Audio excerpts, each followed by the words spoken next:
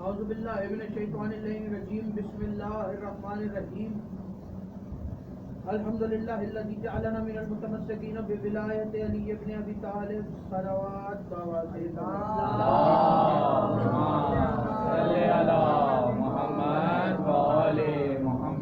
پروردگار عالم سے کہ بانیان کا یہ تمام فرض اخراجات کوشش کاوش کو اپنی بارگاہ میں قبول و منظور فرمائے. آپ حضرات کا اس فرش پہ چلایا میرا عظیم خالق اللہ اپنی بارگاہ میں قبول فرمائے. کوئی غم نہ دے سوائے غم حسین کے. لاکھوں دعاؤں کی ایک دعا میرے اللہ قبر کی پہلی رات ہو زیارت امیر نصیب فرما. قیامت کا دن ہو شفاعت شبیر نصیب فرما. محشر کے روز احاط میں قرآن احاط میں دامن اہل بیت نصیب فرما. ہمارے آخری وارث کا ظہور جلد سے جلد فرما.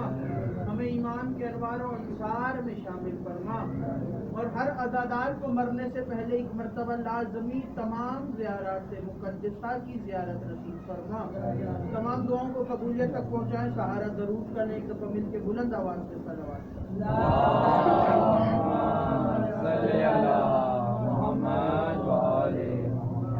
اجازت ہے بات شروع کی جائے. طبیعت ناساز ہے. اگر کچھ کمی بیشی رہ جائے تو معذرت چاہتا ہوں. موضوع سب کے ذہن میں موجود ہے کہ کس موضوع پہ گفتگو ہو رہی ہے. آج عشرہ محرم کی تیسری مجلس ہے اور فلسفہ تاریخ کربلا پہ آپ حضرات یہ عشرہ سماعت فرما رہے ہیں. بات کل ہو رہی تھی کہ یزید حاکم بنا کیسے. جس کے ذہن میں کل کی مجلس ہوتی یزید حاکم بنا کیسے. تو بات یہاں تک پہنچی تھی کہ یزید کے باپ نے مکہ میں آ کے 4 لوگوں سے ملاقات کی جس میں سے 3 کل میں نے بیان کر دی تھی. کہ پہلی ملاقات اس نے عبداللہ ابن عمر سے کی. دوسری ملاقات اس نے عبد الرحمن ابن ابی بکر سے کی. تیسری ملاقات اس نے امام حسین سے کی. اور چوتھی ملاقات اس نے عبداللہ ابن زبیر سے کی. امام حسین کا جواب لینے کے بعد جب یہ عبداللہ ابن زبیر کے پاس پہنچا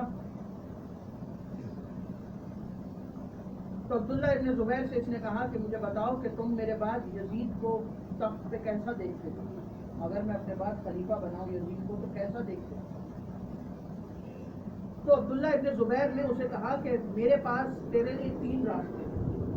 میں تجھے 3 راستے دیتا ہوں. تو ان 3 راستوں میں سے کسی ایک کو چن لے. تیرے لیے آسانی ہوگی. نے کہا کیا راستے دیتا. توجہ میری طرف رکھتی ہے. ایک بندہ یہ تاریخ کے موضوع ہیں اور یہ بڑے اہم موضوعات ہیں. تو عبداللہ ابن زبیر نے کہا میں تجھے 3 راستے دیتا ہوں. اس نے کہا دیکھ کون سے 3 راستے دیتا. اس نے جب راستے پوچھے تو عبداللہ نے کہا کہ پہلا راستہ یہ ہے کہ تو اپنے بعد کسی کو بھی خلیفہ بنا کے نہ جا. توجہ میری طرف رہے گی. آنے والے آتے رہیں گے تاکہ آپ لوگوں کی توجہ میری طرف رہے. آنے والوں سے آپ لوگوں کو کوئی مطلب نہیں ہونا چاہیے تاکہ پڑھنے میں آسانی ہو اور مجلس میں رکاوٹ پیدا نہ ہو. ایک دفعہ مل کے بلند آواز سے محمد صلی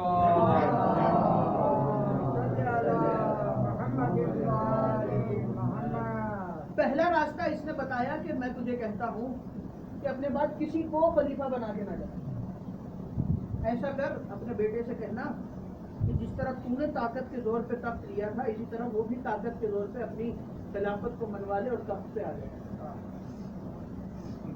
دوسرا راستہ میں یہ دیتا ہوں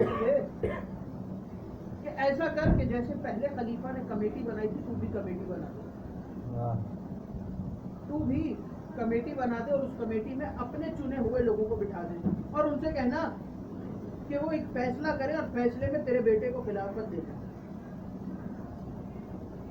جب اس نے تینوں راستے اس کو بتا دیے تو اس کو غصہ آیا اور غصے میں اٹھ کے یہ چلا گیا اور یہ واپس شام چلا گیا.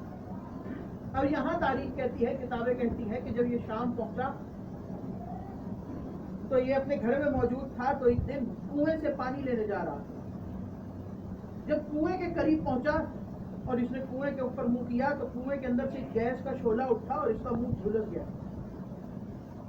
اور اس دن کے بعد سے یہ اپنے ایک کمرے میں بند ہو کے رہ گیا، یہ اپنے کمرے سے باہر نہیں نکلا۔ اب یہاں پہ اس کی موت ہو گئی، کچھ عرصے کے بعد یہ مر گیا اور ہر طرف خبر پھیل گئی کہ یزید کا باپ مر گیا۔ جب یہ خبر ہر طرف پھیلی تو وہ جو 4 لوگ اس نے شام میں بلوائے تھے مشورے کے لیے، جس میں حسین بن نمیر شامل تھا، یہ جو 4 لوگوں کو اس نے بلوایا تھا، یہ چاروں اس وقت شام میں موجود تھے اس کے دربار میں، اور یزید جو ہے وہ شکار پہ گیا ہوا تھا، گھر میں موجود نہیں تھا۔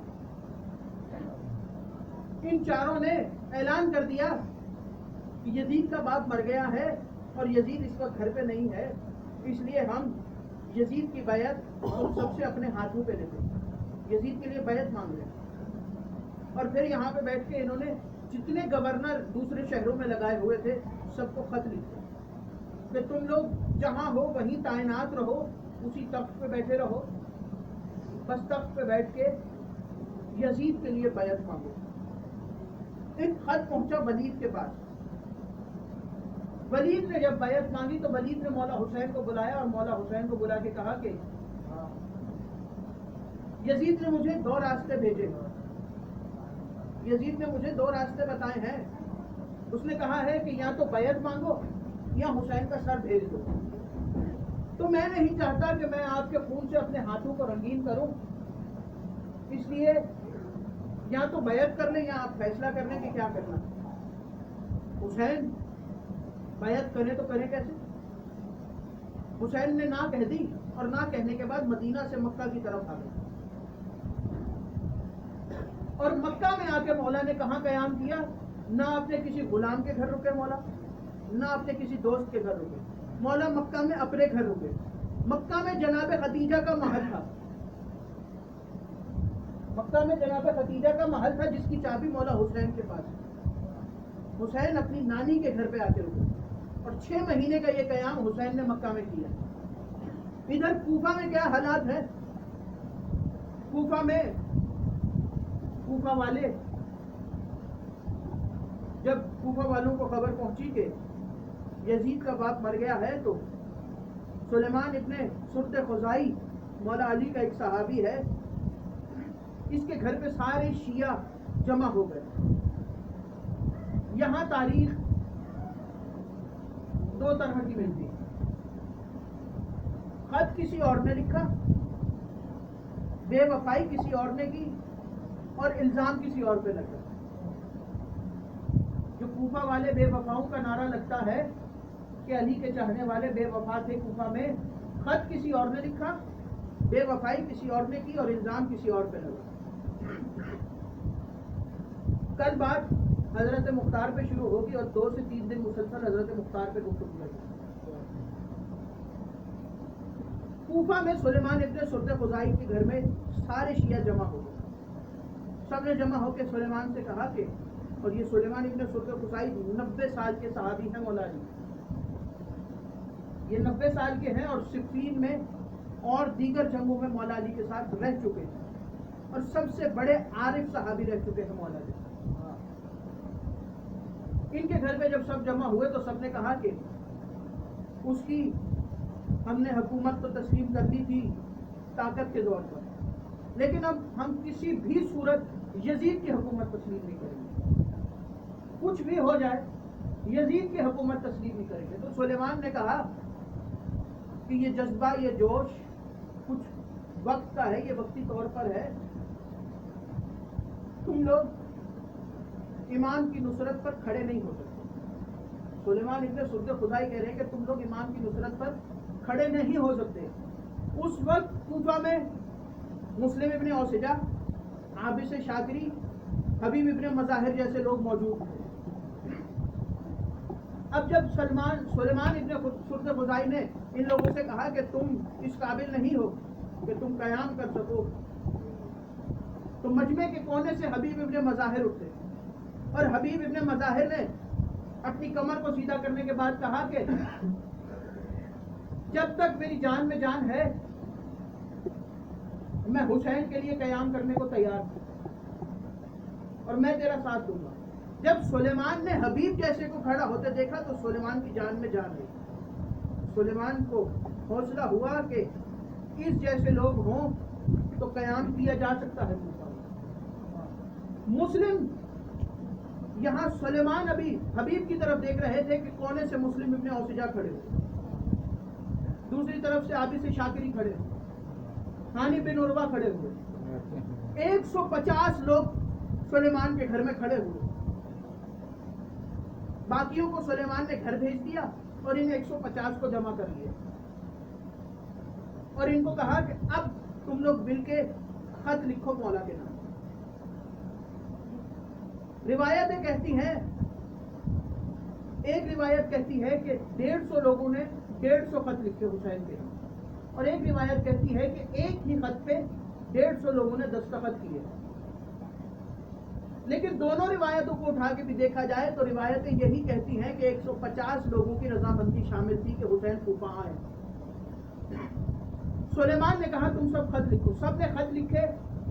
اب یہاں یزید کے پاس, یزید کا ایک جاسوس کوفہ میں موجود تھا, یزید کے پاس خبر پہنچی کہ سلیمان کے گھر پہ حسین کو خط لکھے جا رہے ہیں. تو اس نے کہا کہ تم بھی اپنے گھر کچھ لوگوں کو بلاؤ اور خط لکھو. اس نے اپنے گھر لوگوں کو بلایا اور مولا کے نام خط لکھا, اور خط کے آخر میں انہی لوگوں کے نام لکھ دیے جن لوگوں نے سلیمان کے گھر پہ بیٹھ کے مولا کے نام خط لکھے. مورخ نے بڑی باریک بینی سے کام لیا ہے, بڑی چالاکی سے کام لیا ہے. کس طرح خط کسی اور نے لکھے, بے وفائی کسی اور نے کی, اور الزام کس پہ لگا. اب سلیمان نے کہا تم 150 لوگ, اب مولا کا یہ پروٹوکول نہیں ہے کہ ہم حسین کے پاس صرف ایک کاتب بھیجیں. تم نے خط لکھا ہے, اپنے اپنے خط لے کے مکہ جاؤ اور حسین سے ملو. مکہ آئے ہوئے ہیں, حسین اتنی قریب ہے, جاؤ اور جا کے مولا سے ملاقات کرو. اب وہ 150 لوگ حسین کے پاس پہنچے اور مولا سے ملاقات کی, اور مولا نے جب خط پڑھے تو مولا نے کہا ابھی میں کوفہ نہیں آؤں گا, اپنی جگہ میں کوفہ میں مسلم کو بھیجتا ہوں. اپنی جگہ کوفہ میں مسلم ابن عقیل کو بھیج رہا ہوں.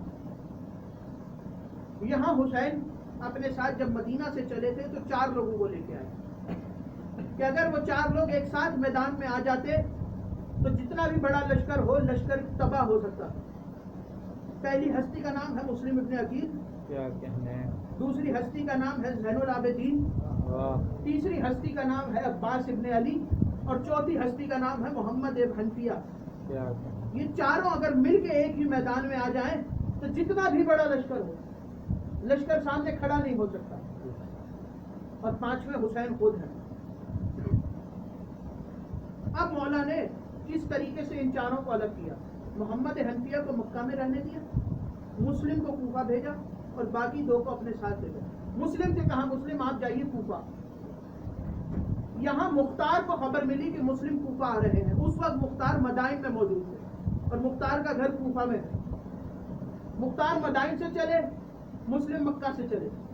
مختار نے کوفہ کے دروازے پہ آ کے مسلم کا استقبال کیا, اور سب سے پہلے مسلم کے جو میزبان کوفہ میں بنے وہ جناب مختار ثقفی ہیں. کوفہ میں سب سے پہلے جو جناب مسلم ابن عقیل کے میزبان بنے وہ مختار ثقفی ہیں. اب یہاں ایک سوال اٹھتا ہے کہ جب مسلم کوفہ میں تنہا رہ گئے تھے تو یہ جتنے نام تھے یہ سارے کہاں گئے؟ یہ سارے مختار, مسلم ابن اوسجا, حبیب ابن مظاہر, یہ سارے کہاں گئے؟ جب ان سب کو خبر ملی کہ حسین مکہ سے کربلا کی طرف آ رہے ہیں تو مسلم ابن اوسجا مکہ سے, کوفہ سے کربلا کی طرف چلے, اور جتنے حسین کے چاہنے والے تھے انہوں نے مولا کی نصرت کے لیے جانے کا ارادہ کیا. مختار اس وقت کوفہ میں موجود نہیں تھے.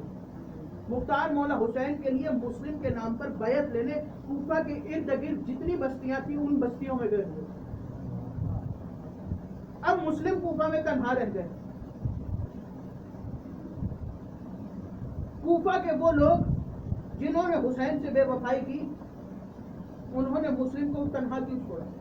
جناب مسلم نے خطبہ دیا تو سامنے 80,000 کا مجمع ہے اور خطبے کی سحر بیانی سے 30,000 لوگوں نے بیعت وقت مسلم کی بیعت کی.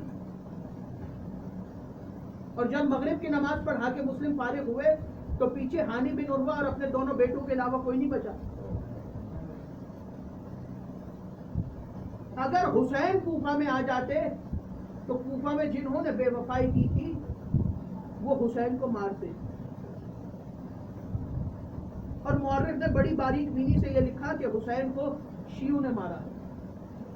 وہ اسی وجہ سے لکھا کہ جنہوں نے بے وفائی کی تھی انہوں نے ان کے نام پہ خط لکھے جنہوں نے مولا حسین کو اصل میں خط لکھے تھے بلوانے کے لیے.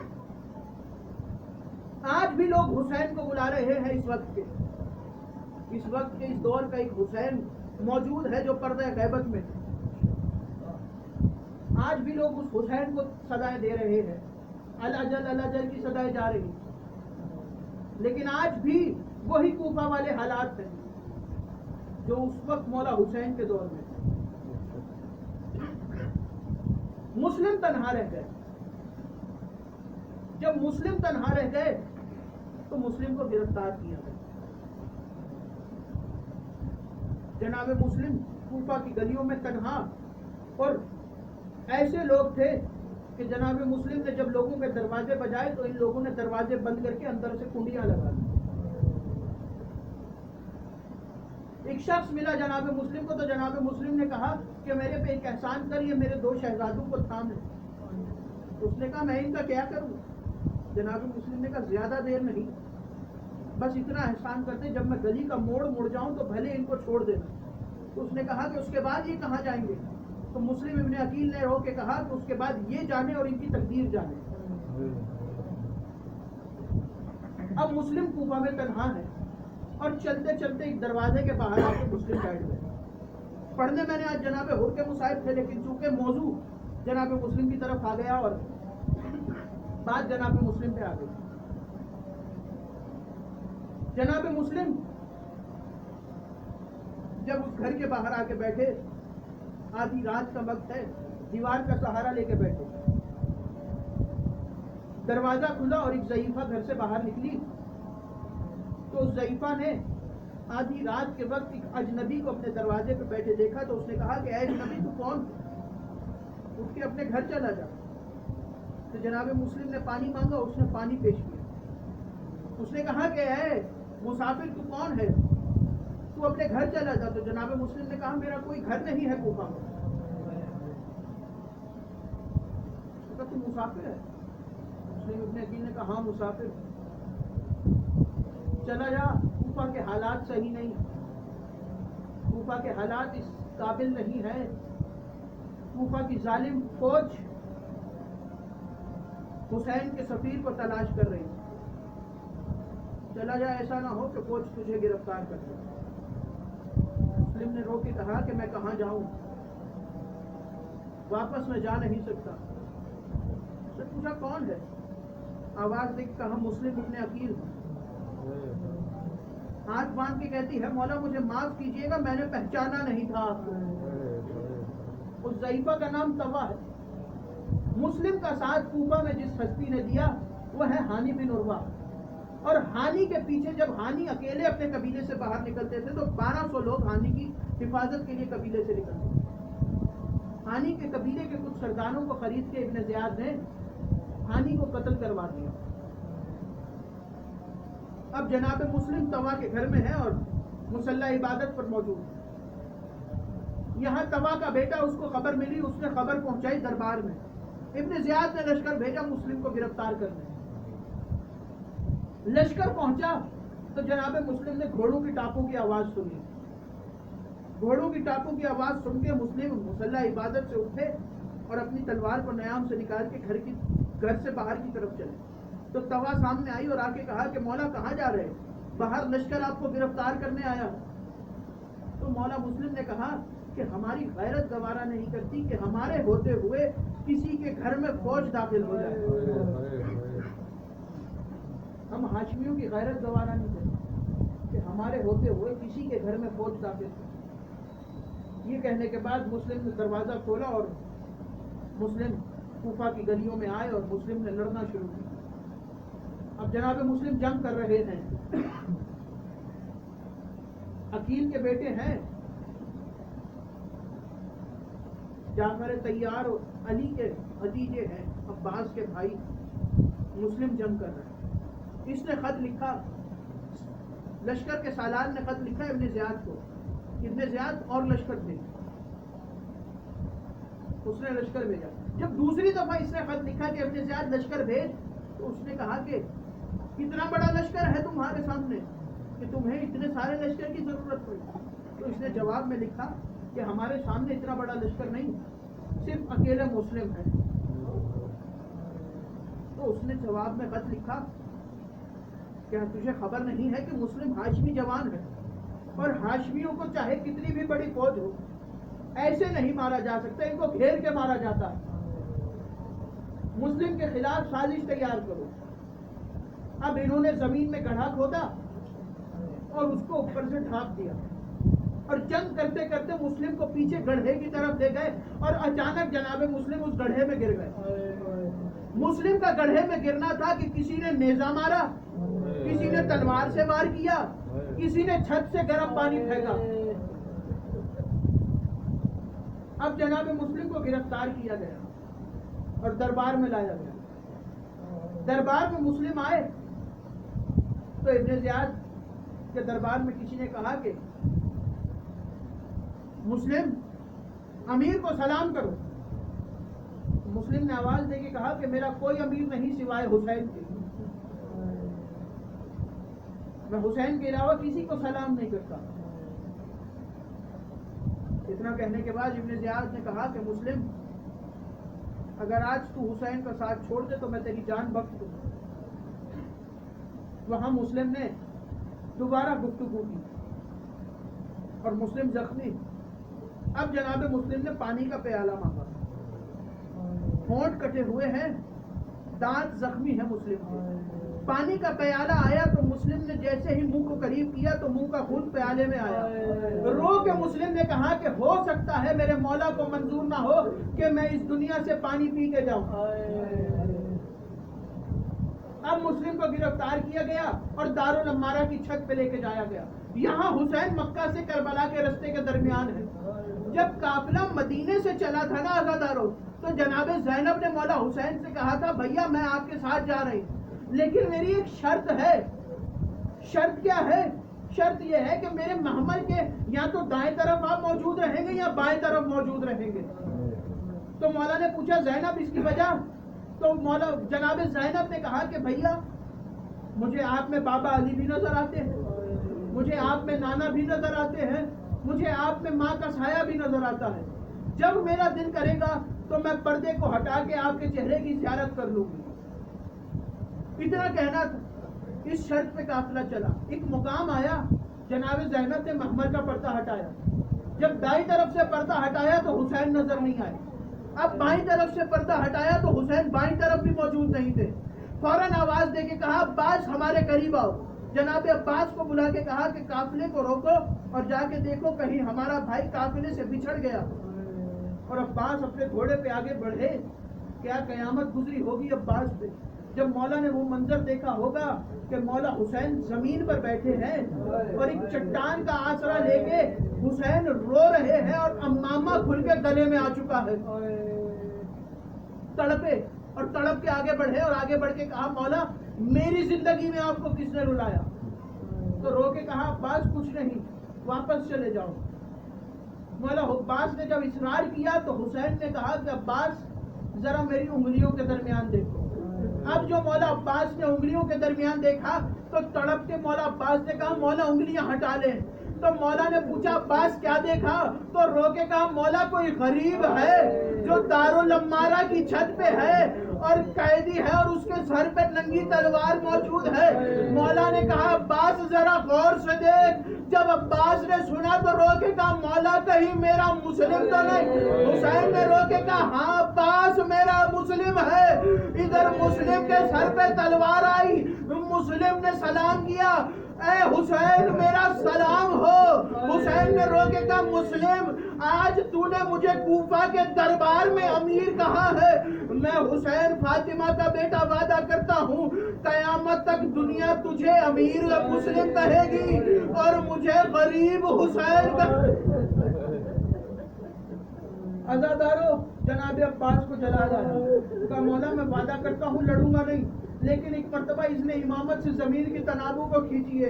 حسین نے رو کے کہا عباس کرو گے کیا؟ کہا مولا زمین کی تنابو کو کھینچیے، میں جاؤں گا اور جا کے دارالعمارہ کی چھت کے نیچے کھڑا ہو جاؤں گا، ذرا زمین اور دارالعمارہ کی چھت کا فاصلہ دیکھیے، کوئی تو ہو کوفہ میں مسلم کی لاش اٹھانے والا۔ عزادارو حسین نے کہا عباس ذرا دوبارہ میری انگلیوں کے درمیان دیکھو۔ اب جو دیکھا تو کہا مولا انگلیاں ہٹا لے۔ کہا کیا دیکھا؟ تو رو کے کہا میں نے دیکھا ایک کالے برقعے والی بی بی ہے جس کا ایک ہاتھ پہلو پہ ہے اور رو رو کے کہہ رہی ہے آجا میرے لال مسلم، ماں بقیہ سے آ گئی، کوئی تو میرے مسلم کو دفنا دو۔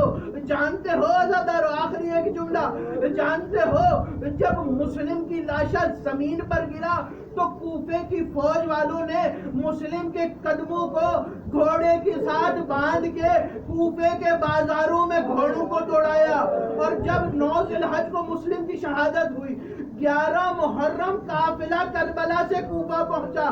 اب جو زینب کوفہ کے بازار میں پہنچی تو ایک سلام کی صدا بلند ہوئی کہ اے علی کی بیٹی میرا سلام ہو۔ تو بی بی نے کہا کون ہے جو اس مجمع میں مجھے سلام کر؟ سید سجاد نے کہا پھوپھی اماں ذرا سر اٹھا کے دیکھیے۔ اب جو سر اٹھا کے دیکھا تو کوفے کے صدر دروازے پہ مسلم کا لاشا۔ تو زینب نے رو کے کہا بیٹا سجاد کیا کوفے میں دفنانے کی روایت؟ ماتم حسین